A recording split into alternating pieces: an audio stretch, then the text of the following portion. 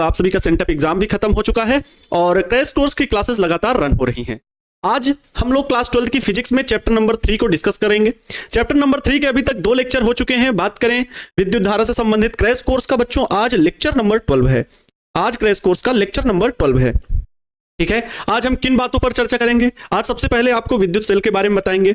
विद्युत सेल का विद्युत वाहक बल क्या होता है, सेल का आंतरिक प्रतिरोध किसे कहते हैं, उस पर डिस्कस करेंगे। फिर आपको बच्चों समझाएंगे किरचॉफ के नियम क्या हैं। जो प्रश्न सबसे ज्यादा महत्वपूर्ण है उन पर चर्चा होगी क्लास के लेक्चर में। किरचॉफ के विद्युत परिपथीय जो नियम है उन दोनों नियमों पर डिस्कस करेंगे और आपको समझाएंगे।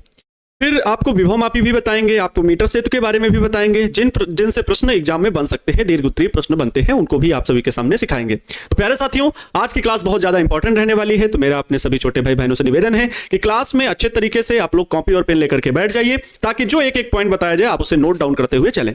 क्रैश कोर्स की जो आपकी नोट्स हैं, अर्थात जो क्रैश कोर्स का बुक प्यारे बच्चों डिजाइन किया गया था, जिसे आपको पीडीएफ के रूप में दिया गया है फ्री ऑफ कॉस्ट, आप उसका प्रिंट आउट कुछ बच्चे निकलवा रहे हैं। तो बच्चों प्रिंट आउट में क्या हो रहा है, कुछ बच्चे कह रहे हैं कि सर नीचे आंसर शीट थोड़ी सी कभी कट जाती है किसी किसी पेज में, तो आपको वो कोई अच्छे प्रिंटर से जो प्रिंट अच्छा निकाले, क्योंकि आप उसमें क्या होता है, जब प्रिंट होता है प्रीव्यू प्रिंट होता है कि प्रिंट में कैसा आएगा, साइड फिर नहीं छूटेगा और अच्छा सा प्रिंट आएगा। ठीक है, बाकी बहुत ज्यादा खर्च करने की जरूरत नहीं है पैसे। आप पीडीएफ जो जरूरी हो बस उन्हीं पेजेस का आप पीडीएफ निकलवा लीजिए, जो सब्जेक्ट में ज्यादा दिक्कत हो उनका ही निकलवा लीजिए, बाकी सभी का रहने दीजिए। ठीक है, पीडीएफ से पढ़ करके आप उनके आंसर याद कर लीजिए। समझ गए? सब्जेक्टिव क्वेश्चन को भी आप पीडीएफ से पढ़कर याद कर सकते हैं। उम्मीद है आप सारी बातें समझ रहे होंगे। तो नमस्तुभ्यम, नमस्कार, आभार, अभिनंदन आप सभी प्यारे बच्चों का। जय श्री राम, राधे राधे। क्लास कैसी लग रही है? अच्छी चल रही है सभी की क्लासेस?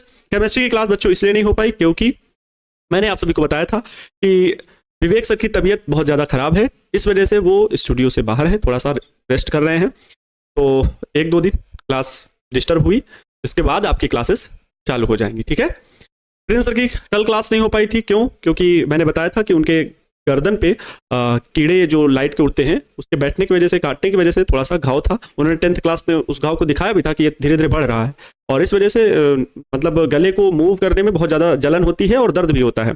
इस वजह से वो क्लास नहीं ले पाए थे। तो 1-2 दिन आपकी भी इस वजह से भी क्लासेस डिस्टर्ब हुई हिंदी की। तो बच्चों परेशान मत हो, मतलब जो जो क्लासेस चल रही हैं आप उनको पढ़ते जाना है। ये तकलीफ, ये परेशानियां हर किसी की लाइफ में आती रहती हैं। तो फिर तो वो शिक्षक हैं तो उनकी जिम्मेदारी तो है ही आपको पूरा सिलेबस पढ़ाने की, कवर कराने की, है ना? ठीक है, अगर जंगल में सभी जानवर 2 कदम पीछे लें तो समझ लो शेर आ गया है, और अगर शेर ही 2 कदम पीछे ले ले तो समझ लीजिए आनंद सर का क्लास चालू हो गया है। ये दिख रहे हैं एक लोग, धन्यवाद आपका। चले बच्चों अब क्लास को कंटिन्यू करते हैं। ठीक है, किसी को कोई दिक्कत नहीं होनी चाहिए।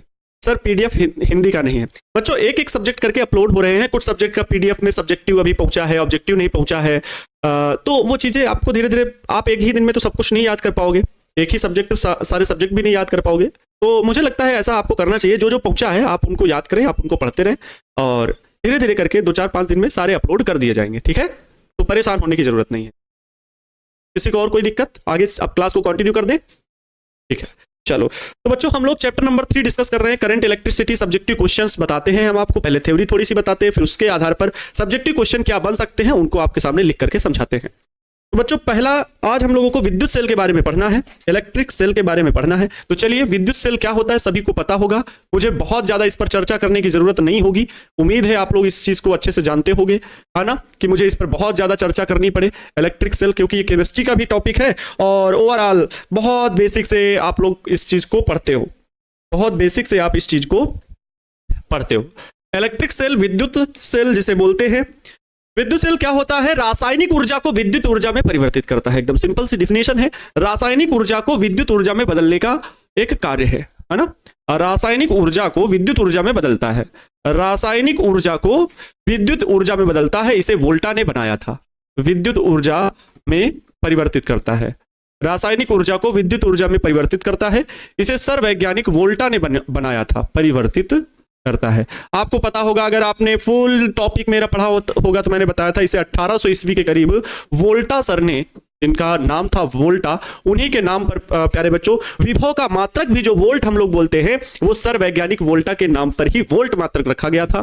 तो 1800 ईस्वी में सेल का निर्माण किया गया। हालांकि इससे पहले भी सेल की खोज जारी रही कि कैसे सेल बन सकता है या कहां पर रासायनिक ऊर्जा विद्युत ऊर्जा में बदलती है। तो बहुत सारी रिसर्च चलती है, जिसमें फर्स्ट ऑफ ऑल जो लुईगी थे उन्होंने मेढक के पैरों के बीच, मेढक को पानी में जो डूबा रहता है उसको निकाले और फिर उस मेढक के पैरों के बीच चालक छड़ रखा, तो चालक छड़ में धारा प्रवाहित होना शुरू हो गया। तो उन्होंने कहा भैया मेढक के पैरों में कुछ ऐसी ऊर्जा है, कुछ ऐसी रासायनिक तकनीक है जिससे मेटल में अर्थात किसी भी धातु के छड़ को उनके दोनों पैरों के बीच में जब हम रखते हैं तो धातु की छड़ में धारा प्रवाहित होना शुरू हो जाती है। तो वैद्युत धारा अर्थात आवेशों का गति करना, इस संबंध में सबसे पहले लुईगी ने ही बात की थी और लुईगी के और भी सहयोगी वैज्ञानिक थे। लेकिन जैसे जैसे रिसर्च आगे चलती गई, वैज्ञानिक वोल्टा जी ने कहा कि वहां मेढक के पैरों का कोई दिक्कत नहीं थी, बल्कि मेढक के पैरों में लगे रासायनिक पदार्थों की वजह से यह धारा प्रवाहित हुई है या चालन हुआ है आवेशों का किसी चालक क्षण में। तब उन्होंने उस रासायनिक युक्ति की खोज की जिससे धारा प्रवाहित हो सकती थी। इन्होंने क्या किया, फिर बनाया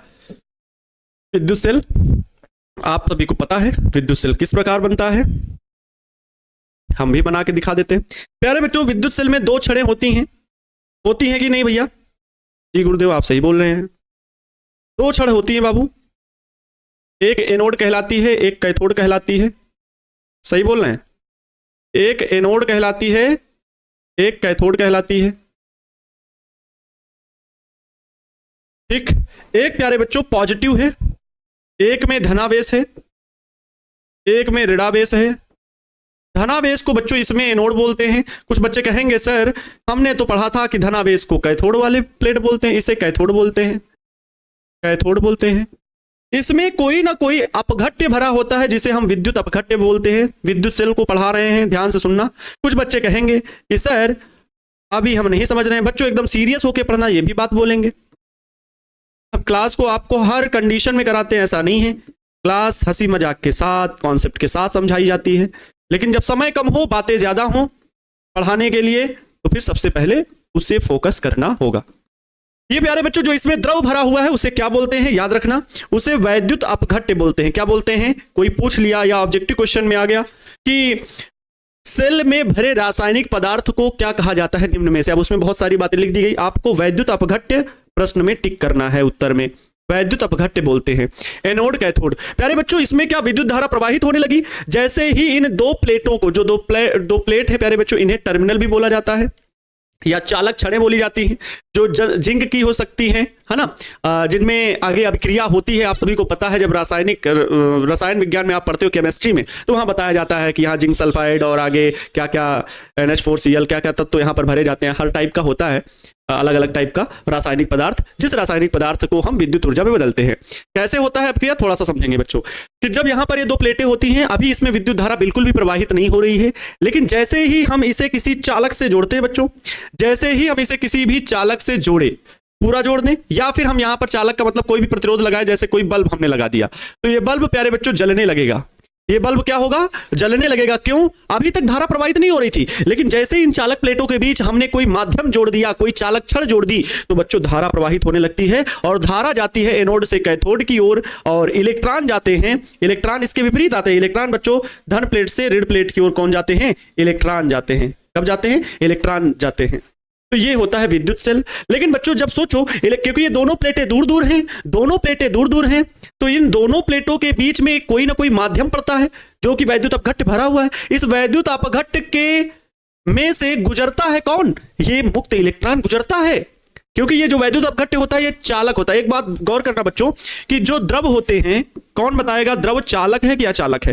कितने बच्चे इस बात को मानते हैं? द्रव जल्दी से बताएंगे। ए ऑप्शन है बच्चों चालक, द्रव चालक। बी ऑप्शन है अचालक। अब बताओ द्रव चालक होते हैं या अचालक? अगर आप इसमें कुछ स्पष्टीकरण दे सकते हैं, अगर कोई भी उत्तर देना तो आपको लगे कि सर हम इसका स्पष्टीकरण दे सकते हैं कि क्यों अचालक और क्यों चालक, तो उसको स्पष्टीकरण लिख करके भेज दीजिए, हमें कमेंट करिए क्यों चालक और क्यों अचालक लिख दीजिए। द्रव चालक ए होगा सर, तो क्यों होगा या कब होगा, और द्रव अगर अचालक है तो कब होगा और क्यों होगा, बताइए।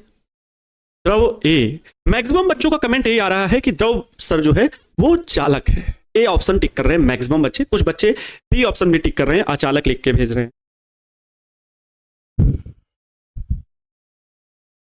क्योंकि इसमें धारा प्रवाहित नहीं होती, ऐसा तो गलत बात है। सर आज मेरा बर्थडे है, आपको जन्मदिन की हार्दिक शुभकामनाएं।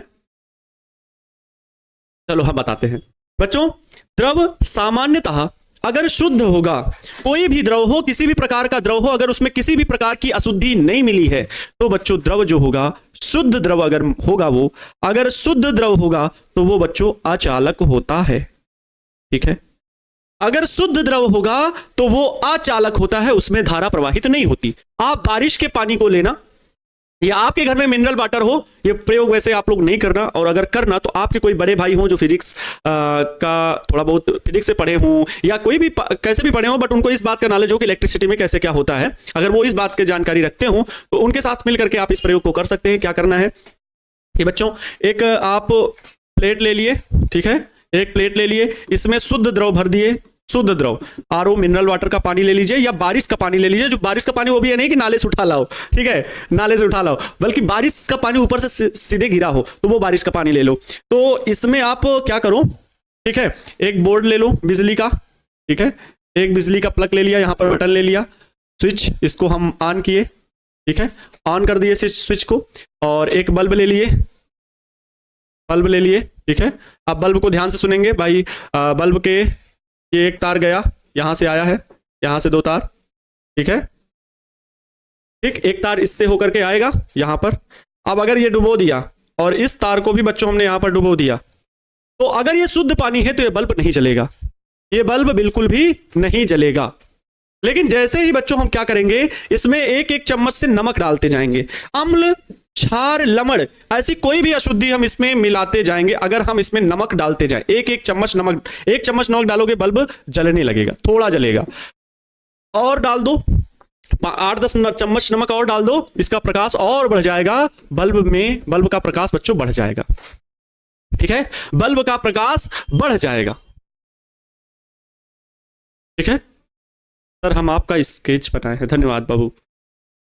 नमक डालेंगे, हाँ, अगर अशुद्ध जब हो जाएगा, जब उसमें लवण मिला देंगे, जब हम उसमें क्षार मिला देंगे, तो बच्चों वो मतलब जो द्रव होगा, जो भी द्रव होगा वो चालक हो जाएगा, फिर वो अचालक नहीं रहेगा। चलो इतना ज्यादा डिस्क्राइब करने की जरूरत नहीं है, क्रैश कोर्स के भीतर हम लोग पढ़ रहे हैं, सीधे प्रश्नों पर बात करेंगे। तो बच्चों, लेकिन प्रश्न यहां से बन सकता है भाई, क्या प्रश्न का पूछना, एग्जाम है, कुछ भी आ सकता है। शुद्ध रूप में अगर द्रव होगा तो वो अचालक होगा, और अगर उसमें अशुद्धि मिला दी जाएगी तो फिर द्रव चालक भी होगा। कब? जब उसमें अशुद्धि मिला दी जाएगी, ठीक है, अगर उसमें अशुद्धि मिला दी जाएगी तो द्रव अचालक भी होगा। प्यारे साथियों, मैंने क्या बताया, इलेक्ट्रॉन यहां पर आता है, चालक के इलेक्ट्रॉन है, यहां पर उपस्थित इलेक्ट्रॉन नहीं है। इलेक्ट्रॉन तो यहां एनर्जी लेने आते हैं, खाली बैग लेकर के आते हैं, ये चालक है। यहां पर क्या है, जो तार लगे हुए उनमें क्या है, चालक, उसमें मुक्त इलेक्ट्रॉन ढेर सारे हैं। लेकिन वो किसी के कनेक्ट में आए तो बोला कि भैया कोई बुला रहे हैं हमको, क्या हो, तुम हमारे पास से एनर्जी ले जाओ। इलेक्ट्रॉन दौड़ते दौड़ते गए और इस द्रव में जब गुजरने लगे ना, तो पूरी एनर्जी को भर लिए और बैग को लेकर के चल दिए, कैथोड प्लेट से गए, फिर बल्ब के पास पूरी एनर्जी दे दी, भैया तुम चलो, कुछ देर चलो, फिर आगे बढ़ गए। इस प्रकार ढेर सारे इलेक्ट्रॉन जाते रहते हैं, एनर्जी को बल्ब को देते रहते हैं, बल्ब जलता रहता है, क्रिया चलती रहती है, क्रिया चलती रहती है, ये बच्चों होता है, ठीक है। तो ये रासायनिक पदार्थ काम क्या करता है, ऊर्जा इलेक्ट्रॉन को देता है, ना कि बनाता है। इलेक्ट्रॉन बनाता नहीं है मुक्त इलेक्ट्रॉन, मुक्त इलेक्ट्रॉन ऑलरेडी चालक पदार्थों में मौजूद हैं, बात समझ गए होंगे। तो लेकिन जब ये इलेक्ट्रॉन एनोड प्लेट से कैथोड प्लेट की ओर जाता है तो वो अपने मार्ग में, क्योंकि वैद्युत अपघट्य जो और भी पदार्थ बहुत सारे ना, वो अवरोध लगाते हैं, भाई तुमको नहीं जाने देंगे एनोड प्लेट की ओर। वैसे तो ये पॉजिटिव है, ये नेगेटिव, इलेक्ट्रॉन इधर से इधर आकर्षित होगा, लेकिन नेगेटिव वाले कहते हैं, नेगेटिव प्लेट कहती है, वो जो द्रव अपघट्य भरा हुआ है वो कहता है तुमको जाने नहीं देंगे, इतनी आसानी से तो नहीं जाने देंगे। तो वो मार्ग में क्या लगाता है, अवरोध लगाता है। तो वैद्युत अपघट्य के द्वारा मार्ग में एक लगाया जाता है अवरोध, वैद्युत अपघट्य के द्वारा, जिसे क्या कहते हैं, आंतरिक प्रतिरोध कहते हैं। क्या कहते हैं, आंतरिक, इंटरनल रेजिस्टेंस कहते हैं, आंतरिक प्रतिरोध कहते हैं। इसे स्मॉल आर से प्रदर्शित करते हैं, स्मॉल आर से प्रदर्शित करते हैं। हम इसकी परिभाषा ऐसे बोलते हैं, वैद्युत सेल के भीतर वैद्युत अपघट्य के द्वारा इलेक्ट्रॉन के मार्ग में लगाए गए अवरोध को सेल का आंतरिक प्रतिरोध कहते हैं, इसे स्मॉल आर से प्रदर्शित करते हैं। बस सिंपल सी ये परिभाषा है, ठीक है। अभी आगे बताएंगे बच्चों। अब बात ये आती है कि सेल का विद्युत वाहक बल क्या होगा, जो कि हम लोगों ने पहली हेडिंग पढ़ी थी, है ना। आइए आप लोगों को अब हेडिंग जो पढ़नी है, जिससे प्रश्न बन सकता है या बनता है, हेडिंग है सेल का विद्युत वाहक बल। सेल का विद्युत वाहक बल, आप लोग भी अपनी कॉपी में हेडिंग लिख लो, सेल का विद्युत वाहक बल, इलेक्ट्रोमोटिव फोर्स, इलेक्ट्रोमोटिव, मोटिव मतलब ले जाने वाला, इलेक्ट्रोमोटिव फोर्स, इस सेल का विद्युत वाहक बल तो ऑफ अ सेल, इसे हम लोग प्यार से EMF भी बोलते हैं। ठीक है, याद रहेगा। किसी कोई दिक्कत तो नहीं है? दिक्कत हो भी तो क्या करोगे, हम तो पढ़ाएंगे। समझ में आया? सेल का विद्युत वाहक बल इलेक्ट्रोमोटिव फोर्स EMF सेल का क्या होता है? आप ध्यान से सुनेंगे। सेल बच्चों इलेक्ट्रॉन को एक टर्मिनल से दूसरे टर्मिनल पे ले जाता है। ठीक है, सेल द्वारा एक कार्य किया जाता है। ठीक, आपको विद्युत वाहक बल को बता दे किससे डिनोट कर दिया जाता है। सबसे पहले तो मैं यही बता देता हूं कि इसे कैपिटल E से प्रकट करते हैं। अब ये ध्यान रखना कि ये कैपिटल E जो है ये विद्युत क्षेत्र नहीं है, सेल का विद्युत वाहक बल है। इसे कैपिटल E से प्रदर्शित करते हैं। सबसे पहले तो यही जानू, इससे प्रदर्शित करते हैं। इसे कैपिटल E से प्रदर्शित करते हैं। कैपिटल E से प्रदर्शित करते हैं। इसे कैपिटल E से प्रदर्शित करते हैं। ओके सर, बिल्कुल सही बात है। यह अदिश राशि है तो अभी पता चलेगा। E बराबर बच्चा पार्टी होता क्या है? तो E बराबर होता है W अपान में Q। क्या होता है? W अपान में Q। जो विद्युत वाहक बल, जो विभव का फार्मूला होता है वही विद्युत वाहक बल का फार्मूला होता है। विद्युत वाहक बल एक प्रकार का कार्य है बच्चों। ये क्या है? एक प्रकार का कार्य है। कैसे? देखो यहां पर यदि Q बराबर आप 1 मान लो, 1, तब बच्चों E बराबर होगा W। E बराबर होगा W। अब इसे परिभाषित कैसे करना है?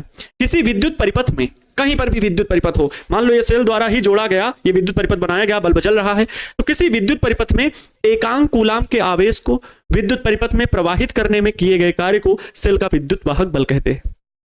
किसी विद्युत परिपथ में एकांक कूलाम के आवेश को प्रवाहित करने में किए गए कार्य को सेल का विद्युत वाहक बल कहते हैं। आइए इसे ही लिख देते हैं परिभाषा में। किसी वैद्युत परिपथ में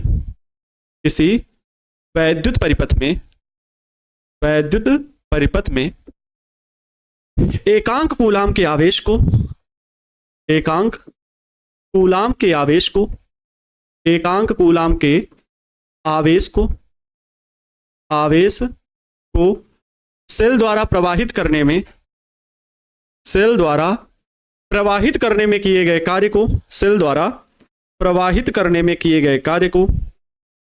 सेल द्वारा प्रवाहित करने में किए गए कार्य को सेल का विद्युत वाहक बल कहते हैं। सेल का विद्युत वाहक बल कहते हैं। अरे लिख रहे हो कि नहीं? मैं इधर लिखता जा रहा हूं तो आप लोग का ध्यान नहीं है। सेल का विद्युत वाहक बल कहते हैं। आज आप लोगों की क्लास एक और है, रिवीजन की 20 सब्जेक्टिव क्वेश्चन लेकर के आ रहा हूं। ठीक है, याद रखना। सब ओवरऑल 15 चैप्टर से यूट्यूब पर जो होगी। ठीक है,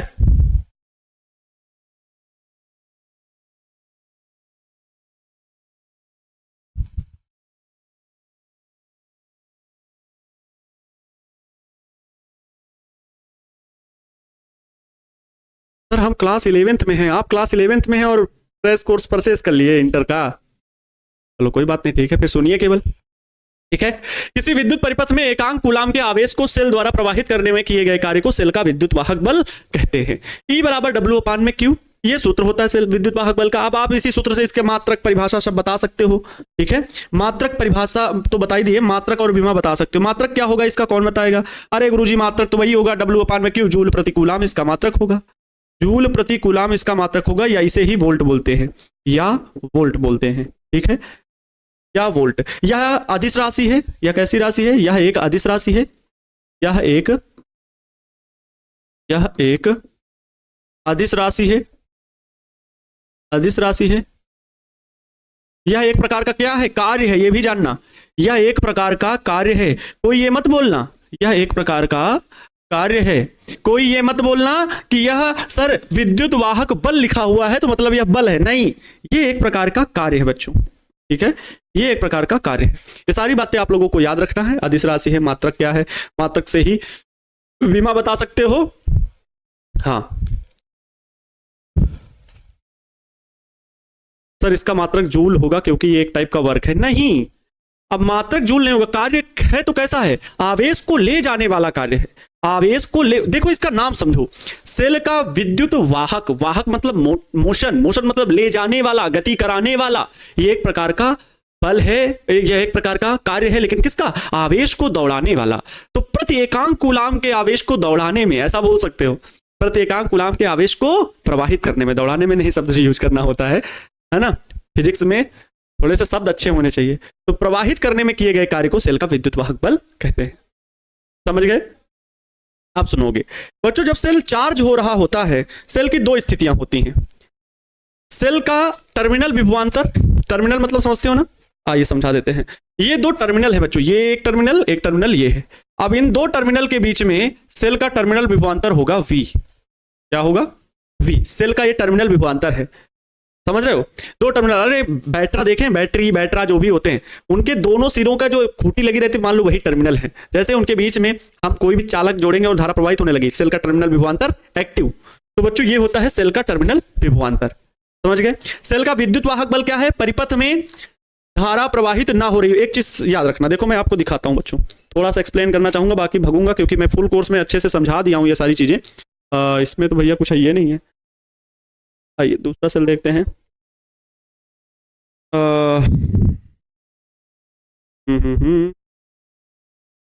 हाँ, इसमें लिखी है बात, नहीं लिखा है, पता नहीं, सब खत्म हो गया,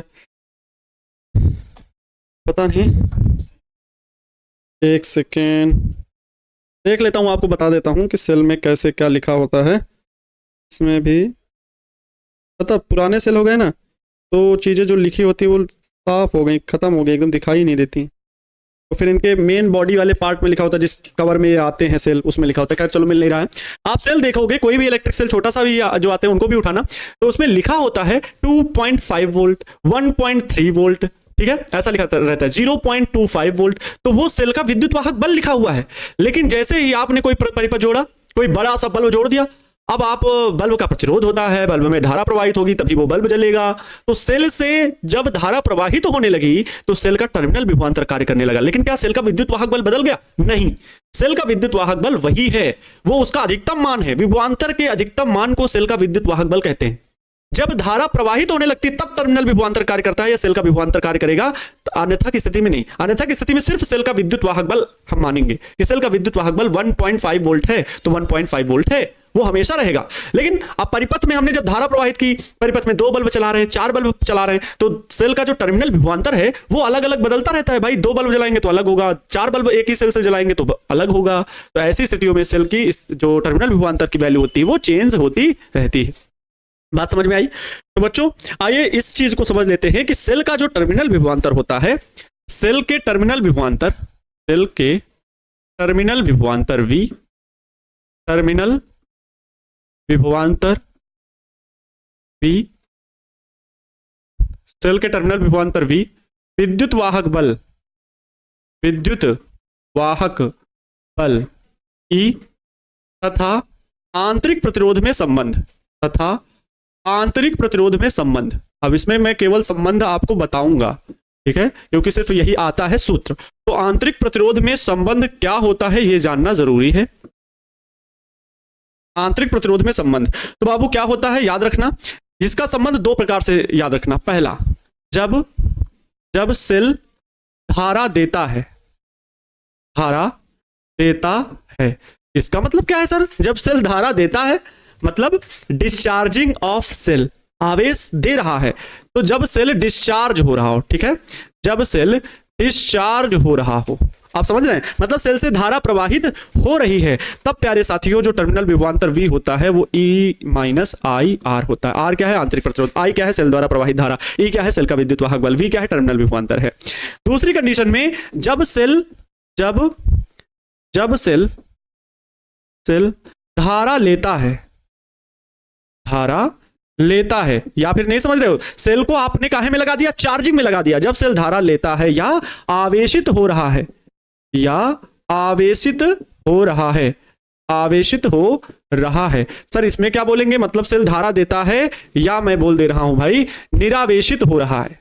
डिस्चार्ज होने का मतलब क्या होता है? निरावेशित होना, निरावेशित होना, निरावेशित हो रहा है धीरे धीरे। और जब सेल धारा लेता है या आवेशित हो रहा है, जिसे हम क्या बोलेंगे? सेल चार्जिंग पे लगा दिया, बोलते हैं ना कि भैया बैटरी को हमने कहाँ में लगा दिया है? चार्जिंग में लगा दिया है। तो जब आवेश वो लेगा तब V इक्वल टू होगा बच्चों E+IR, E+IR। ये दोनों सूत्र आपको याद रखने हैं।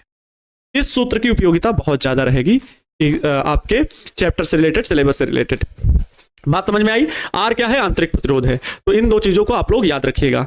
आगे बढ़े, अब आपकी कुछ परिभाषाएं मैं बता दूं।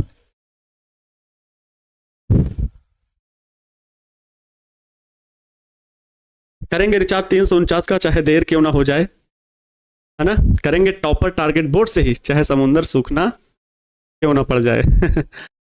गजब का मोटिवेशन है आप सभी का। ठीक है बच्चों, तो ये संबंध होता है सेल के टर्मिनल विभवांतर V तथा विद्युत वाहक बल E, आंतरिक प्रतिरोध R में। किसी को कोई यहां तक दिक्कत? सर फिजिक्स और केमिस्ट्री समझ में नहीं आता है, क्या करें?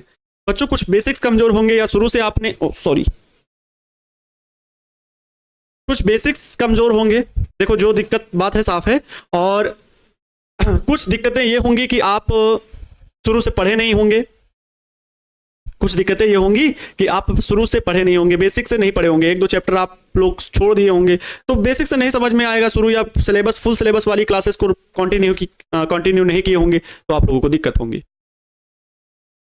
ठीक है, चलो बच्चों मैं ज्यादा बातें नहीं करना चाहता, सिर्फ और सिर्फ क्लास को आगे कंटिन्यू करना चाहता हूं। ज्यादा क्लास में हंसी मजाक भी नहीं कर रहा हूं, क्योंकि ये वैसी क्लास नहीं है, सिलेबस का प्रेशर है, मुझे सिलेबस का और अधिकतम भाग आपको बताना होता है, इसलिए मैं ज्यादा उस तरह की क्लास नहीं कर रहा हूं जो हमारी आदत होती है हंसी मजाक के साथ, है ना। इस बात को आप याद रखें क्रैश कोर्स के भीतर फिलहाल, क्योंकि क्रैश कोर्स के भीतर मुझे एक एक चीज को भी पढ़ाना भी है, बताना भी है, और सिलेबस को भी आगे जारी रखना है। कम समय में ज्यादा बातें बतानी है, अगर हम बहुत ज्यादा टाइम लेंगे तो फिर सिलेबस की दिक्कत आएगी, है ना। मैं आपको ज्यादा चीजें नहीं बता पाऊंगा, और मैं वैसी चीजें नहीं चाहता। ठीक है, किसी को कोई दिक्कत? चलो आप देखेंगे बच्चों, सेल के टर्मिनल विभवांतर V, विद्युत वाहक बल E तथा सेल के आंतरिक प्रतिरोध R में संबंध हो गया। इसके बाद आते हैं किरचॉफ के नियम, लेकिन उन किरचॉफ के नियमों को पढ़ने से पहले मैं इनसे संबंधित प्रश्न बता दूं कि क्या प्रश्न बन जाते हैं। पहला प्रश्न यह है कि विद्युत वाहक बल तथा विभवांतर के बीच दो अंतर बताएं। तो पहला अंतर यह है कि किसी सेल का विद्युत वाहक बल खुले परिपथ में उसके दोनों टर्मिनल के बीच का महत्तम विभवांतर होता है। मैंने क्या बताया कि अगर आप सेल लेने जाओगे तो सेल में कुछ ना कुछ वैल्यू लिखी होगी कि भैया ये 1.2 वोल्ट की बैटरी है, ये 2.5 वोल्ट की बैटरी है। तो जो चीजें वो लिखी रहती हैं उसमें, जो सेल में लिखा रहेगा, मतलब वो सेल का विद्युत वाहक बल है, और वो हमेशा रहता है। जबकि बंद परिपथ में यह सिर्फ विभवांतर होता है। जब हमने परिपथ बंद कर दिया, परिपथ बंद करने का मतलब है कि सेल से हमने धारा प्रवाहित कर दी, सेल से हम बल्ब जलाने लगे, साउंड जलाने लगे, कुछ भी, सेल को हमने बंद परिपथ बना दिया। सेल का बंद परिपथ मतलब समझते हो ना, कि सेल को किसी चालक तार से जोड़ दिया है, सेल से धारा प्रवाहित होना शुरू हो गई है, वह बंद परिपथ होता है। हमेशा बंद परिपथ से ही धारा प्रवाहित होती है, ये भी बात सत्य है। तो जबकि बंद परिपथ में सिर्फ विभवांतर होता है। वही विद्युत वाहक बल का मान जब धारा प्रवाहित होने लगेगी, तब हम टर्मिनल के बीच में लगा करके अगर हम वोल्ट मीटर से, विभवमापी से अगर हम देखें कि विभव कितना है, वोल्टेज कितना है, तो बच्चों वो विभवांतर को बताएगा, ना कि विद्युत वाहक बल को, क्योंकि विद्युत वाहक बल फिक्स होता है, वो कांस्टेंट होता है, वो नहीं बदलता। विद्युत वाहक बल स्थिर होता है और आंतरिक प्रतिरोध तथा बाह्य प्रतिरोध से आजाद होता है। इसे आंतरिक प्रतिरोध और बाह्य प्रतिरोध से कोई मतलब नहीं, ये हमेशा फिक्स होता है। स्थिर होता है मतलब कांस्टेंट। अगर बैटरी में 2.5 वोल्ट लिखा है, मतलब सेल का विद्युत वाहक बल 2.5 वोल्ट हमेशा रहेगा। लेकिन विभवांतर परिपथ में लगे बाह्य प्रतिरोध पर निर्भर करता है। बाह्य प्रतिरोध जितना ज्यादा उतना वोल्टेज फिर प्रभावित होगा, आंतरिक प्रतिरोध ज्यादा तब भी वोल्टेज प्रभावित होगा। तो हर कारण से वोल्टेज प्रभावित होता है, इस बात को याद रखेंगे। किसी को कोई दिक्कत यहां पर इन दोनों बातों को समझने में? ठीक है, यह प्रश्न बन सकता है। अगला, सेल का आंतरिक प्रतिरोध क्या समझते हैं? अभी मैंने सेल के आंतरिक प्रतिरोध को बताया कि सेल के भीतर के वैद्युत अपघट्ट के द्वारा आवेश के मार्ग में या विद्युत धारा के मार्ग में लगाए गए अवरोध को सेल का आंतरिक प्रतिरोध कहते हैं। इसे स्मॉल आर से प्रदर्शित करते हैं। आइए समझ लेते हैं कि सेल के आंतरिक प्रतिरोध से आप क्या समझते हैं। दो कारक का नाम बताएं जिन पर प्रतिरोध निर्भर करता है, वो भी बात लिख लेते हैं। सेल के विद्युत अपघट्ट द्वारा, आप सुन लो यहां पर वही परिभाषा लिखी, सेल के विद्युत अपघट्ट द्वारा जो अवरोध धारा का विरोध करने में दिया जाता है उसे सेल का आंतरिक प्रतिरोध कहते हैं। इसका एसआई मात्रक ओम है भाई, मात्रक तो प्रतिरोध है तो उसका मात्रक ओम होगा ही। कारक जिस पर निर्भर करता है, कौन से कारक जिन पर निर्भर करता है विद्युत सेल का आंतरिक प्रतिरोध? विद्युत अपघट्ट की प्रकृति पर। अब विद्युत अपघट्ट कैसा है भैया? बहुत ज्यादा पतला है, गाढ़ा है, किस प्रकार के रासायनिक पदार्थ का बना हुआ है, HCl है कि NH4Cl है, कैसा भी हो, अलग अलग पदार्थ का अलग अलग प्रकृति का सेल का आंतरिक प्रतिरोध होगा। तो विद्युत अपघट्ट की प्रकृति पर निर्भर करता है। विद्युत अपघट्ट की सांद्रता पर, विद्युत अपघट्ट की सांद्रता कितनी है इस पर भी निर्भर करेगा। ठीक है, विद्युत अपघट्ट की सांद्रता कितनी है इस पर भी निर्भर करेगा। सर जी लेट हो गए। बताओ, ठीक है। तो ये 2 पॉइंट आप लोग याद रखेंगे, सेल के आंतरिक प्रतिरोध से संबंधित परिभाषा भी। अच्छा, ये क्या है?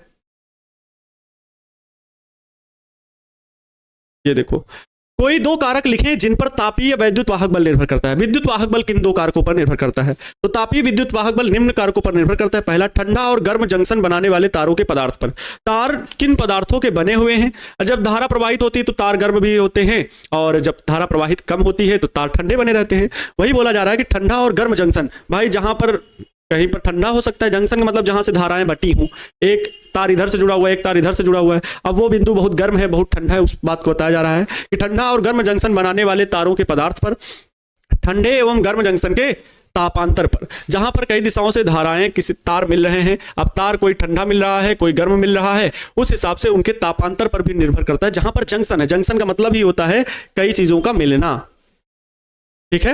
वैसे मैंने फुल कोर्स में 2 पॉइंट्स आपको 3 पॉइंट्स लिखाए भी हैं, आप उन चीजों को भी याद रख सकते हैं। बच्चों को, कुछ लोगों को लगता है, हाँ बहुत बड़ा डाउट है कि सर आप ये परिभाषा याद करें, सेल के आंतरिक प्रतिरोध की, विभवांतर की, विद्युत वाहक बल की, ये परिभाषाएं हम याद करें या फुल कोर्स में जो पढ़ाया गया उसको याद करें। मैंने आपको क्या कहा, आप जो फुल कोर्स में पढ़ाया गया वहां पर पूरे कॉन्सेप्ट सीखे हो। अगर आपको वो परिभाषाएं याद हैं तो यहाँ परिभाषाएं नहीं बदली हैं, बल्कि थोड़ा सा आप देख रहे होंगे, अगर पक्का एनालिसिस करते हो डेली की क्लास का, तो देखे होंगे कि सर सॉर्ट आउट में उन परिभाषाओं को जो बहुत विस्तार से एक दिन में लेक्चर समाप्त किया करते थे, उसको बहुत सॉर्ट आउट करके जो जरूरी है सिर्फ वही पढ़ा रहे हैं।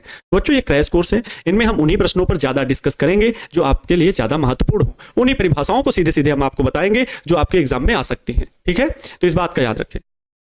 चलो अब आगे बात करते हैं, कितनी चीजें हो गई। अच्छा चलो अब बात करते हैं बच्चा पार्टी, अब बात करते हैं हम लोग किस चीज की, किरचॉफ के नियमों की। तो चलिए हेडिंग लगाएंगे, किरचॉफ के नियम। किरचॉफ के नियम, किरचॉफ के नियम, किरचॉफ्स लॉ। किनको किनको किरचॉफ के नियम आता है, किनको किनको किरचॉफ के नियम आते हैं, बता दें जल्दी से कमेंट बॉक्स में। किरचॉफ्स लॉ किन किन को आता है, मैं बताना शुरू करूंगा, ज्यादा समय नहीं लूंगा बच्चा पार्टी, मैं ज्यादा समय नहीं लूंगा। किरचॉफ के नियम क्या होते हैं, किरचॉफ्स लॉ, आइए बात करते हैं। किरचॉफ के 2 नियम हैं। पहला, किरचॉफ के निम्नलिखित 2 नियम हैं। किरचॉफ के ये प्रश्न, अच्छा प्रश्न लिख दें क्या, किरचॉफ के नियम से प्रश्न किस प्रकार पूछा जाएगा वो प्रश्न लिख दें। कितने बच्चे चाहते हैं कि सर प्रश्न लिख दीजिए, चलिए मैं लिख देता हूं। बच्चों ये लॉन्ग क्वेश्चन पूछा जा सकता है, और मैंने अभी यूट्यूब पर 5 दीर्घ उत्तरी प्रश्नों के लिए एक वीडियो डाला था, वीडियो लाइव में लिया था, जिनमें 2 प्रश्नों की विस्तृत व्याख्या की थी, और उन 2 प्रश्नों में एक प्रश्न किरचॉफ के नियम की भी व्याख्या की थी। आप देख सकते हो वहां पर थंबनेल पे आप देखेंगे। बस ये 5 प्रश्न आप पढ़ लो तो मतलब ये 5 प्रश्न जो एग्जाम में लड़ सकते हैं। तो बच्चों आप लोगों को वो 5 प्रश्न वाले ऐसे ही कई वीडियोस में लेकर के आऊंगा वैसे यूट्यूब में, तो आप लोग उनको देखा करिए या देख सकते हैं, अपने दोस्तों के बीच भी उन्हें बता सकते हैं। तो उसमें से यह प्रश्न था कि किरचॉफ का नियम, प्रश्न क्या होगा, ध्यान से सुनिए। क्या था बाबू, किरचॉफ के नियमों से आप क्या समझते हैं, या वैद्युत परिपथ संबंधी किरचॉफ के नियम लिखिए। वैद्युत परिपथ संबंधी, संबंधित वैद्युत परिपथ संबंधित किरचॉफ के नियमों को लिखिए। किरचॉफ के नियम लिखिए, नियम लिखिए, लिखिए तथा किरचॉफ के नियम लिखिए। इस नियम पर आधारित, इस नियम पर आधारित, क्या है इस नियम पर आधारित, व्हीट स्टोन ब्रिज। इस नियम पर आधारित व्हीट स्टोन सेतु, व्हीट स्टोन सेतु, इस नियम पर आधारित व्हीट स्टोन सेतु के संतुलन की स्थिति प्राप्त कीजिए। के संतुलन के लिए P/Q बराबर R/S ऐसा सूत्र है, का व्यंजक प्राप्त कीजिए। व्यंजक प्राप्त कीजिए। बताओ, ऐसा भी लिखा हुआ आ सकता है, ठीक है। तब आपको शुरुआत कहां से करनी है, किरचॉफ के नियम लिखने हैं, और लिखना है कि भैया किरचॉफ ने निम्नलिखित 2 नियम दिए। किरचॉफ ने जटिल वैद्युत परिपथों को हल करने संबंधित जटिल वैद्युत परिपथों को, क्योंकि हम ओम के नियम से भी हल करते हैं V equal to I R, लेकिन ओम का नियम किसी एक जंक्शन के लिए, किसी एक प्रतिरोध के लिए, किसी एक सेल के लिए काफी है, लेकिन बहुत सारे सेल लगे हों, बहुत सारे प्रतिरोध लगे हों, तब दिक्कत हो जाती है। इस वजह से ओम का नियम फेल हो गया। उन जटिल वैद्युत परिपथों को हल करने के लिए किरचॉफ सर ने नियम दिए, वो क्या है? किरचॉफ ने जटिल विद्युत परिपथों को हल करने के लिए निम्नलिखित दो नियम दिए। निम्नलिखित दो नियम दिए। बच्चों पहला नियम क्या है? निम्नलिखित दो नियम दिए। पहला नियम कितने लोग लिखने लगे हैं भैया? कितने लोग पहला नियम लिख रहे हैं? किरचॉफ का प्रथम नियम, जिसे हम लोग संधि का नियम भी बोलते हैं। प्रथम नियम या संधि का नियम, ऐसा लिख देंगे जरूर। प्रथम नियम या संधि का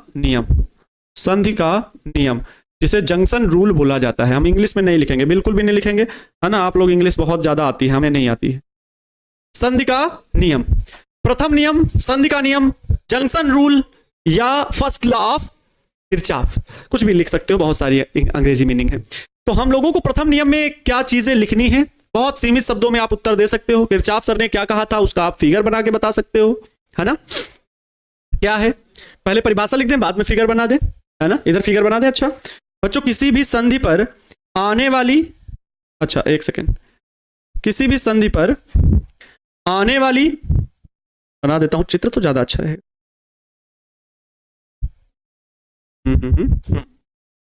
किसी भी एक बिंदु पर कई दिशाओं से आने वाली तथा जाने वाली, कई दिशाओं से आ रही हैं धाराएं, इस बिंदु पर देख रहे हो, इस बिंदु पर मिल रही हैं और इस बिंदु से जा भी रही हैं।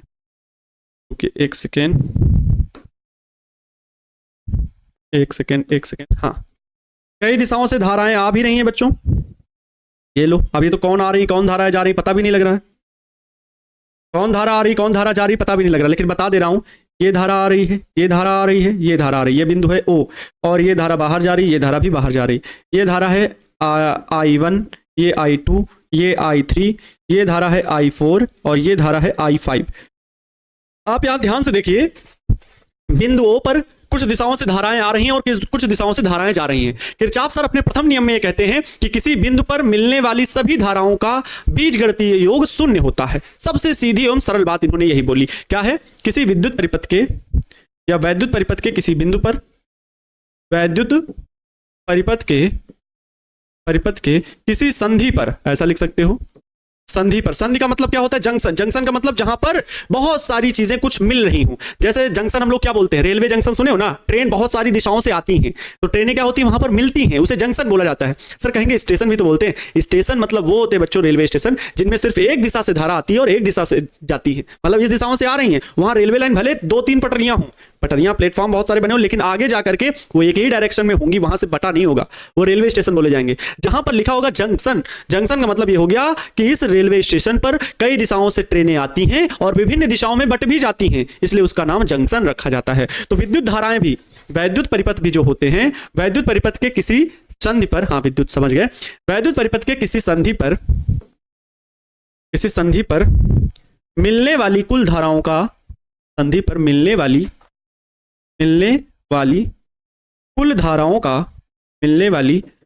कुल धाराओं का बीजगणितीय योग, कुल धाराओं का बीजगणितीय योग शून्य होता है।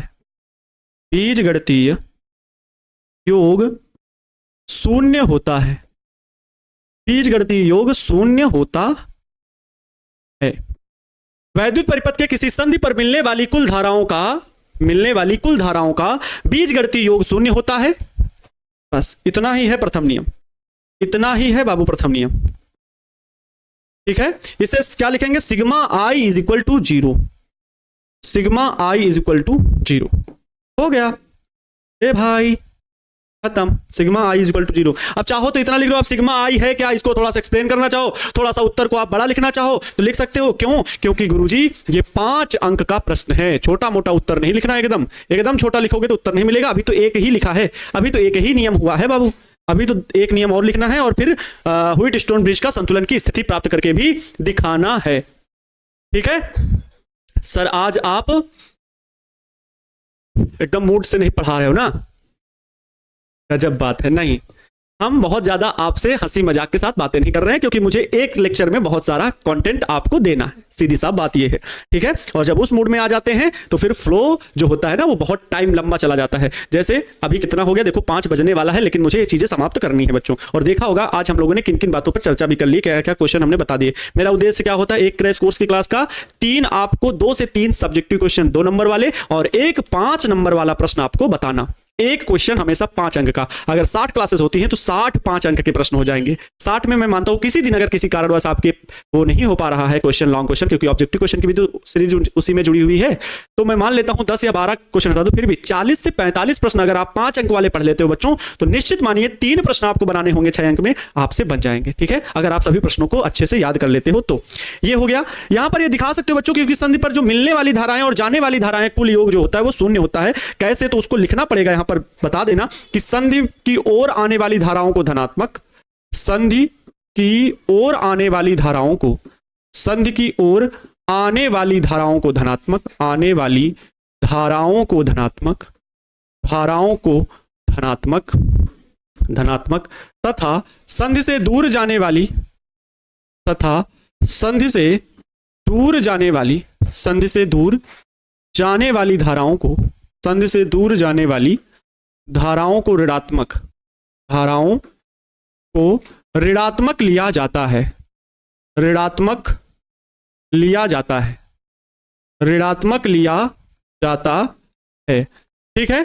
संधि से दूर जाने वाली धाराओं को ऋणात्मक लिया जाता है, मतलब अगर I1 I2 I3 देखेंगे तो ये संधि की ओर आ रही है तो प्लस में ले लीजिए, और जो संधि से दूर जा रही हैं I4 माइनस I5 इनको ले लीजिए। अब इनका कुल योग क्या होगा, 0 के बराबर होगा। यही तो कहते हैं किरचॉफ सर, हाँ 1842 में भाई। अब यहां से I4 माइनस I5 जो लिखे हुए इनको उस पक्ष में भेज दीजिए, तो ये I1 plus I2 plus I3 plus I3 बराबर क्या होगा, I4 प्लस I5। यहां से आप किरचॉफ के नियम का और एक स्पष्टीकरण दे सकते हो कि संधि की ओर आने वाली धाराओं का कुल योग संधि से दूर जाने वाली कुल धाराओं के योग के बराबर होता है। बस इतना आप लिख दोगे तो और अच्छा हो जाएगा। खैर मैं यहां पर लिखूंगा नहीं, आप इतना बस याद रखना, मैं लिखूंगा नहीं यहां पर, ठीक है, जरूरी नहीं हर चीज लिखी जाए, आप स्वयं से लिख सकते हो। बस इतना यहां पर लिख देना कि यह नियम आवेश संरक्षण पर आधारित है, यह नियम आवेश संरक्षण पर आधारित है, यह नियम आवेश संरक्षण पर आधारित है,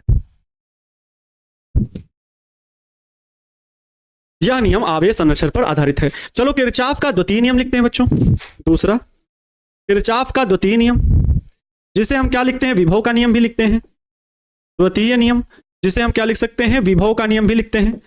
विभव का नियम, विभव का नियम, ये क्या नियम होता है बाबूजी, बताया जाए हमें सर, गुरुवर हमें बताइए विभव का नियम क्या होता है। बच्चों विभव का नियम ये होता है, बंद परिपथ से संबंधित इन्होंने नियम दिया कि वैद्युत प्रतिरोध एवं सेलों से सम्मिलित किसी बंद पास या लूप में लगे सभी अवयव जो भी हों, चाहे सेल हो चाहे प्रतिरोध हो, लगे सभी अवयवों के सिरों के बीच के विभवांतर का कुल बीजगणितीय योग शून्य होता है। आइए समझाते हैं, इसको लिख करके आपको बता देते हैं। वैद्युत सेलों तथा प्रतिरोधों से सम्मिलित, सेलों तथा प्रतिरोधों से सम्मिलित, प्रतिरोधों से सम्मिलित, सम्मिलित मतलब मिल करके, सम्मिलित किसी बंद पास, सम्मिलित किसी बंद, चारों ओर से बंद हो, किसी बंद पास या उसे लूप भी बोलते हैं, किसी बंद पास या लूप में लगे, लूप में लगे सभी अवयवों, लूप में लगे सभी अवयवों, सभी अवयवों के सिरों के बीच के विभवांतर, के सिरों के बीच के विभवांतर, विभवांतर का बीजगणितीय योग, का बीजगणितीय योग, ओहो बीजगणितीय योग शून्य होता है। विभवांतर का जो बीजगणितीय योग होगा वो क्या होगा, शून्य होगा। अर्थात बच्चा party sigma v equal to 0, sigma v equal to 0 हो गया, sigma v is equal to 0, या इसे ही बच्चा पार्टी या ये भी लिखा जाता है sigma E is equal to sigma IR, मतलब जो कुल विभवांतर है, कुल विद्युत वाहक बल है, जो सभी प्रतिरोधों में कहीं कहीं खर्च हो रहा है विद्युत वाहक बल, लेकिन उनका कुल योग कुल विद्युत वाहक बल के बराबर ही होगा, ये इनका दूसरा नियम कहता है। इसे विभव का नियम, इसे विभव का नियम भी कहते हैं ना। तो यह नियम किस पर आधारित है? यह नियम ऊर्जा संरक्षण पर आधारित है। यह नियम ऊर्जा संरक्षण पर आधारित है, याद रखना, ऊर्जा संरक्षण पर आधारित है। ये हो गया बच्चा पार्टी किरचॉफ का नियम। अब व्हीटस्टोन ब्रिज का संतुलन की स्थिति में क्या होता है? Very good. व्हीटस्टोन सेतु के संतुलन की स्थिति क्या होती है बच्चों, आइए जानते हैं। देखो समय ना करेंगे हम, फिजिक्स है, डेरिवेशन होते हैं, और सब्जेक्ट होता तो हम थोड़ी देर आपसे बातचीत करते, लेकिन डेरिवेशन का मतलब यह है कि भाई न्यूमेरिकल भी होता है, डेरिवेशन भी होता है, थ्योरी तो है ये है, फिर न्यूमेरिकल भी पढ़ना है जो कि एक्स्ट्रा वर्क है, फिर आपको थ्योरी भी पढ़ना है, वो भी है। न्यूमेरिकल को मैं ज़्यादातर ऑब्जेक्टिव में इंक्लूड कर रहा हूँ, जहाँ से न्यूमेरिकल बनेगा, जैसे इस चैप्टर से न्यूमेरिकल बनेगा वो मैं आपको बताऊंगा। इस चैप्टर से जो न्यूमेरिकल होगा बच्चों न्यूमेरिकल, और कल की क्लास में कुछ और एक दो थ्योरी के क्वेश्चन वो कल की क्लास में होंगे, ठीक है। इस चैप्टर से रिलेटेड 4 क्लासेस लूंगा, ठीक है। ये तीसरी क्लास है इस चैप्टर की, और इस चैप्टर की चौथी क्लास कल होगी, फिर ऑब्जेक्टिव होगा आपका, ठीक है। कल की क्लास में मैं आपको न्यूमेरिकल भी बताऊंगा और इससे जुड़े कुछ और भी प्रश्न जो हैं अभी इस चैप्टर से, विभवमापी और ये सब भी मैं बताऊंगा आपको कल की क्लास में। अभी तो इसको समझिए कि यह नियम ऊर्जा संरक्षण पर आधारित है। आइए इसको हल कर लेते हैं बच्चा पार्टी। क्या? व्हीटस्टोन सेतु। चलो तो हेडिंग लिखिए आप लोग, व्हीटस्टोन सेतु, व्हीटस्टोन सेतु। तो व्हीटस्टोन ब्रिज या व्हीटस्टोन सेतु क्या है? ये अज्ञात प्रतिरोध को ज्ञात करने के नियम पर आधारित है। अज्ञात प्रतिरोध को ज्ञात किया जाता है इस नियम की सहायता से, इस नियम की सहायता से, इस नियम की सहायता से अज्ञात प्रतिरोध को ज्ञात किया जाता है। अज्ञात प्रतिरोध को ज्ञात किया जाता है, अज्ञात प्रतिरोध को ज्ञात किया जाता है। कैसे? ये नहीं बताना है आपको, सिर्फ डेरिवेशन करके बताना है, ठीक है, क्योंकि इन्होंने ये पूछा है संतुलन की स्थिति प्राप्त कीजिए। आइए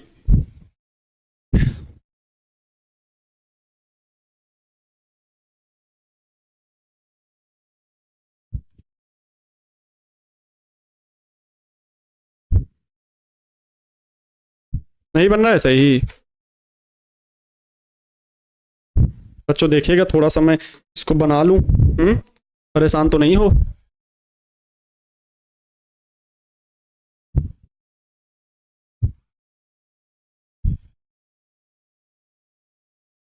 ठीक है, ओके, आप ध्यान से सुनिएगा, बच्चा पार्टी ध्यान देगी इसमें।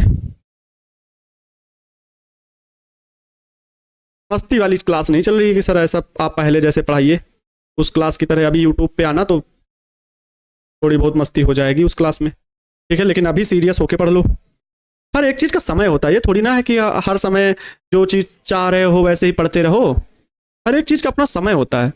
जो चीज़ का रिवीजन आप कर चुके हो, यहाँ पर कुछ नए बच्चे हैं और पहले से मान लो फुल कोर्स में नहीं जुड़े थे, सिर्फ क्रैश कोर्स कर रहे हैं, तो उन्हें सीरियस होकर पढ़ाना मेरी प्राथमिकता है, ठीक है।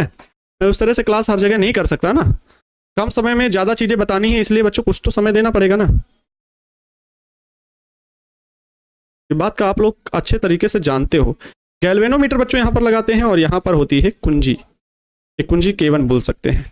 यहाँ पे भी एक कुंजी लगी होती है, यहाँ पे भी एक कुंजी लगी होती है, ठीक है, ये कुंजी K, और ये बैटरी जिसका विद्युत वाहक बल बोल लो या वोल्टेज V है। अब यहाँ से धारा प्रवाहित होती है धन टर्मिनल से, ये धारा जो है यहाँ पर 2 भागों में बट जाती है।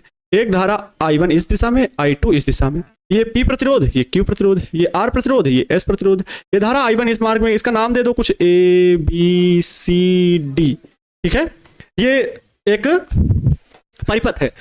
अब इस परिपथ में ध्यान देंगे बच्चों कि ये I2 धारा इस दिशा में यहाँ से जाएगी, इस जगह से होते हुए I2 धारा यहाँ पर जुड़ जाएगी, यहाँ पर भी I1 धारा आ रही, ये I1 धारा यहाँ से मिलके दोनों जुड़ जाएंगे, फिर आई धारा अपने मार्ग में अपने सेल में वापस चली जाएगी। क्या इससे तुम इस बीच में जो धारा मापी लगा है यहां पर धारा प्रवाहित नहीं होती? ये जुड़ा हुआ है क्योंकि कुंजी K1 का तो ऑन कर दिया जाता है। तो बच्चों ऐसी स्थिति आती है कि इस परिपथ में धारा प्रवाहित नहीं होती, सिर्फ ऐसे निकल जाती है धारा, इसीलिए तो इसे सेतु नाम दिया गया, व्हीटस्टोन सेतु, ब्रिज, ऊपर ही ऊपर धारा निकल गई, इसमें प्रवाहित ही नहीं हुई। एक ऐसी स्थिति बनती है जब इसमें धारा प्रवाहित नहीं होती, गैल्वेनोमीटर अर्थात धारा मापी में जो धारा का विक्षेप है वो शून्य दिखाता है, अर्थात इस परिपथ में कोई धारा प्रवाहित नहीं हो रही। इस स्थिति को खोजा किसने था? व्हीटस्टोन सर ने खोजा था। इसलिए बच्चों अब इसको हल कैसे करना है? तो किरचॉफ के द्वितीय नियम को ही पालन करके हल करना है। किरचॉफ का द्वितीय नियम कहता है सिग्मा V = 0 या सिग्मा E = IR, लेकिन मैंने हमेशा आपको इस चीज पर जोर कर देने के लिए कहा है सिग्मा V = 0 मतलब चाहे सेल का विद्युत वाहक बल हो या विभवांतर हो, सबका योग 0 के बराबर आपको करना है।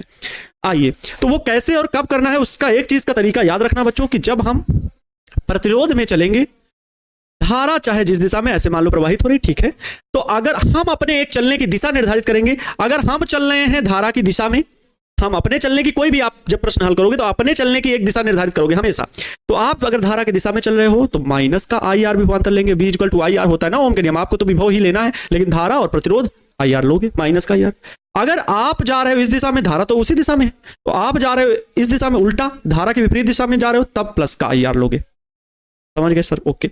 अगर आप जब सेल के बीच में चलोगे, सेल में, तो सेल में अगर आपके चलने की दिशा ये है तो आप प्लस टर्मिनल से माइनस टर्मिनल की ओर जा रहे हो, तो जो अंतिम प्लेट है वो चिन्ह लोगे माइनस का E, माइनस का E। अगर आप सेल में माइनस से प्लस की ओर जा रहे हो तो प्लस वाले टर्मिनल की वैल्यू लोगे प्लस के साथ प्लस का E। याद रहेगा, किसी कोई दिक्कत नहीं होनी चाहिए, तो ये याद रहना चाहिए, ये आपको लिखने की जरूरत नहीं है, मैंने अच्छे से बता दिया है पहले भी अगर आप पढ़े हो, हालांकि जो नए बच्चे हैं वो भी इस चीज को याद कर लिए होंगे, समझ गए होंगे। बच्चों आप लोग अपने चलने की एक दिशा निर्धारित करो, जैसे मैं इसमें किस दिशा में अपने लिए चलूं, यहां पर 2 लूप पहले तो चुनिए, कोई भी बंद लूप, चारों ओर से बंद होना चाहिए लूप, क्योंकि किरचॉफ ने बंद आकृति के लिए ही बताया इसमें कितने लूप बंद हैं। एक तो कहोगे सर ये वाला, लेकिन यहाँ प्रतिरोध और सेल ज्यादा है नहीं, यही एक सेल लगा हुआ है, हटाओ छोड़ो। यहां पर 2 प्रतिरोध, 3 प्रतिरोध, 4 प्रतिरोध दिख रहे हैं, तो एक लूप तो ये इधर वाला आधा और आधा इधर, मतलब एक लूप ये है, एक लूप ये है, तो एक लूप ये, एक लूप ये, 2 लूप हो गए। अब आप पहले किसको हल करना चाहोगे? मैं पहले हल करना चाहूंगा बंद लूप, बंद लूप कौन सा? ये वाला ABDA, ABDA में, ABDA में बताओ, जो कि 1 है,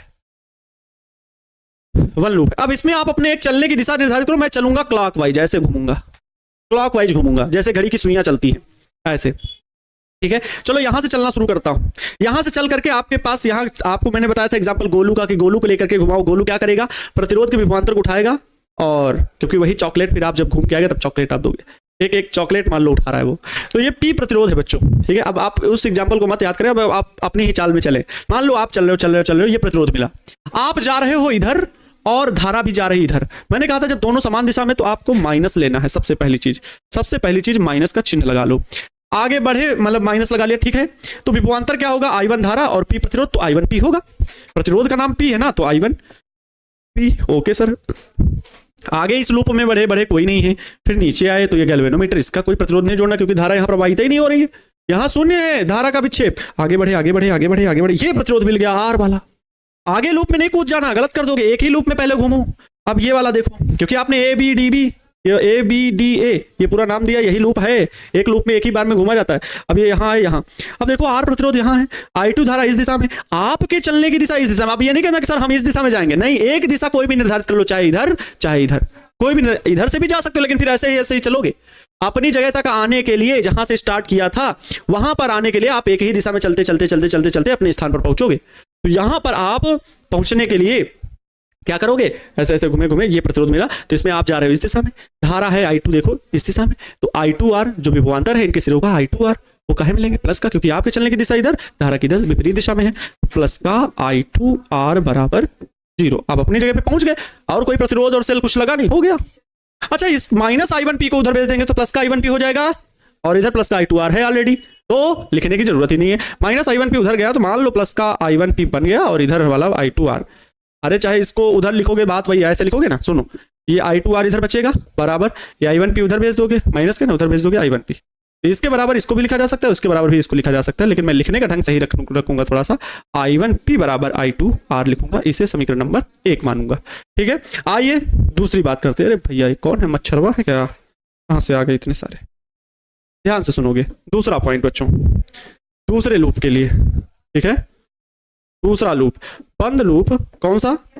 बंद लूप। अब देखो BCDB में, अब इसमें ज्यादा दिक्कत नहीं होनी चाहिए, आप लोग को समझ में आ गया होगा, आप लोग को समझ में आ गया होगा, मुझे ज्यादा बताने की जरूरत नहीं है। बताओ जल्दी से, ABDB में, ओ सॉरी BCDB में, इस लूप में घूमो, कहां से? यहां से शुरू करेंगे, जुम जुम जुम जुम जुम जुम, ऐसे घूमेंगे, ठीक है, इस दिशा में। क्लियर है? हल करो, यहां से चलो तो I1Q, आप चल रहे हो इस दिशा में, धारा भी इस दिशा में, तो प्लस का ही लेंगे, तो प्लस का I1Q जो रहे, जब धारा, सॉरी हम भी इस दिशा में चल रहे हैं, धारा भी इस दिशा में, तो माइनस का I1Q, तो माइनस का I1Q। आगे बढ़े, आगे देखते हैं कौन सा चिन्ह मिलेगा। चले चले चले चले चले चले, ये प्रतिरोध मिल गया, इसमें धारा जा रही इधर, हम आ रहे हैं इधर, अपोजिट है, प्लस का लेंगे, प्लस का विभवांतर कितना? धारा है I2, प्रतिरोध है S, तो I2S बराबर, आगे चले चले चले, इसमें तो कोई जोड़ेंगे नहीं, आगे चले अपने स्थान पर पहुंच गए, और कोई प्रतिरोध नहीं और कोई सेल नहीं, इन्हीं दोनों का योग केवल बराबर 0 कर दीजिए। अब देखिए I1Q उधर जाएगा तो प्लस का I1Q हो जाएगा, मतलब बच्चों ये प्लस का I1Q मैं इधर ही लिख दे रहा हूं, I1Q बराबर I2S। इतने ज्यादा मच्छर क्यों आ रहे हैं भैया? प्लस का I2S, ये समीकरण नंबर बच्चों मान लो 2 हो गया। समीकरण 1 व 2 से, क्या? समीकरण 1 व 2 से, समीकरण 1 व 2 से, समीकरण 1 व 2 को क्या कर लो? भाग दे के देख लो। I1P बराबर I2R, I1Q बराबर हाँ ठीक है,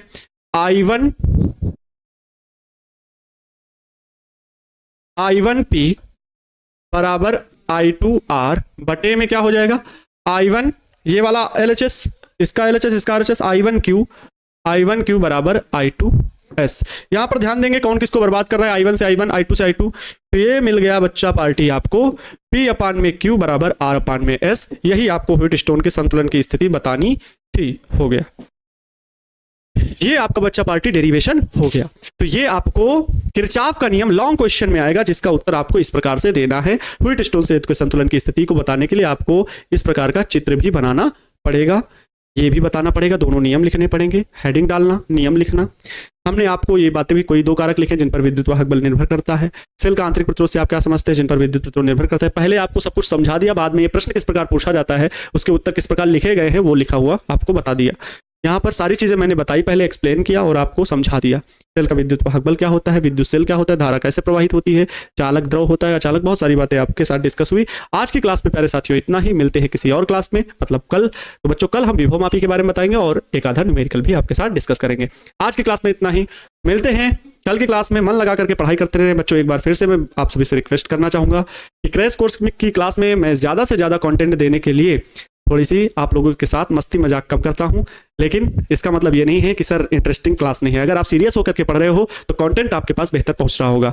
बात रही रिवीजन वाली क्लास की, तो अभी आपकी 6:30 बजे क्लास है रिवीजन वाली, जिसमें मैं लघुत्तरी प्रश्नों के बारे में डिस्कस करने वाला हूं। शानदार तरीके से उसे डिस्कस करेंगे, समझेंगे, मस्ती के साथ पढ़ेंगे। वो रिवीजन की क्लास है बच्चों, पूरे 1 चैप्टर से लेकर के 15 चैप्टर तक जो बच्चे पढ़े हैं वो रिवीजन की क्लास में अच्छे से जुड़ेंगे और उस क्लास को शेयर भी कर देंगे। थोड़ी देर जब तक रेस्ट कर लीजिए, मैं भी उन क्वेश्चंस को तैयार करके PDF वगैरह बना के निकाल के आपके सामने जल्दी यूट्यूब पर आता हूं। लव यू सो मच बच्चों, मन लगा करके पढ़ाई करते रहें। जय हिंद, वंदे मातरम।